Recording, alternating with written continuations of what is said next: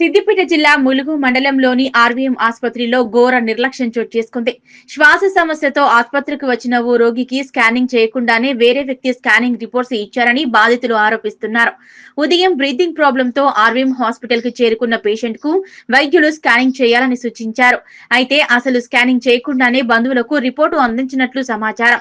Scanning చేయలేదు, అయితే report ఎలా వచ్చిందని బంధువులు ప్రశ్నించడంతో అసలు విషయం వెలుగులోకి వచ్చింది.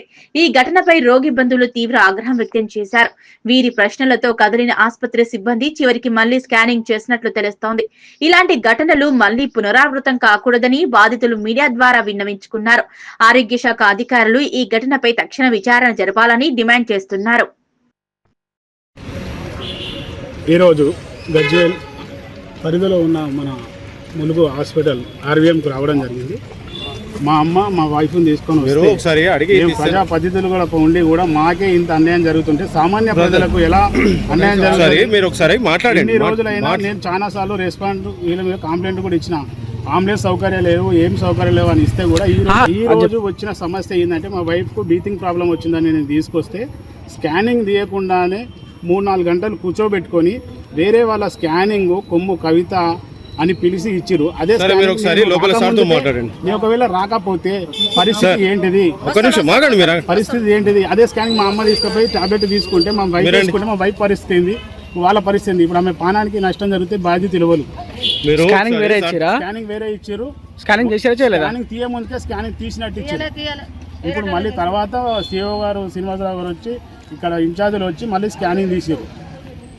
అంటే పానాలతో చెలగాట మారుతున్న ఆర్వీఎం హాస్పిటల్ అని చెప్పుకోవచ్చు. దీని గురించి ఎన్ని రోజుల నుంచి అయినా ఇట్లా పేద ప్రజలకు ఇబ్బంది కలిగిస్తుంది. చాలా మంది పేదలు వస్తారు. ఇలా చేయడం కరెక్ట్ కాదు.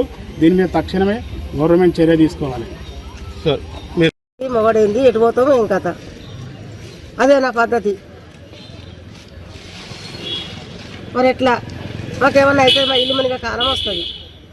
ఏమన్నారమ్మా? మరి ఏమన్నా పొరపాటు అయింది అన్న, అట్లా ఇట్లా జరిగింది, తప్పు జరిగింది అని మాట్లాడుతున్నారు వాళ్ళంతా. అంటే అట్టెట్లుంటో జరిగితే మేము ఒక్కోమో మరి ఏదన్నట్టు మాకు చెప్పాలి, మేము ఏదన్నట్టు మాకు మాట్లాడాలని చెప్పినాం. గవర్నమెంట్ అని చెప్పినాం. తెలియని వాళ్ళు వస్తారు, ఎంతోమంది వస్తారు, చూయించుకుంటారు. మరి ఇట్లా చేసుడు కరెక్ట్ కాదు కదా. మరి తెలియని వాళ్ళు వస్తారు. నాకంటే చదువు రాకపోయి చదువు రానోడు వస్తాడు, చదువు వచ్చినోడు వస్తాడు, వచ్చినోడు చూసుకుంటాడు. రానోడు ఏం చేస్తాడు? గోళీలు తెచ్చుకుంటాడు, వేసుకుంటాడు, చచ్చిపోతాడు. మాకేమరక మీరే ఏం చేసుకున్నారు అని మాట్లాడతారు మళ్ళీ వస్తే. అంతే కదా. మా పరిస్థితి ఏంది? మా పిల్లల ఆగమయ్యే కాలం వచ్చింది ఇవాళ. మరి ఎట్లా 11 గంటలకు వచ్చినాం. ఇది వరకు కూడా రిపోర్ట్లు కూడా చక్కగా వీళ్ళే. ఏంది మా పరిసకాలం?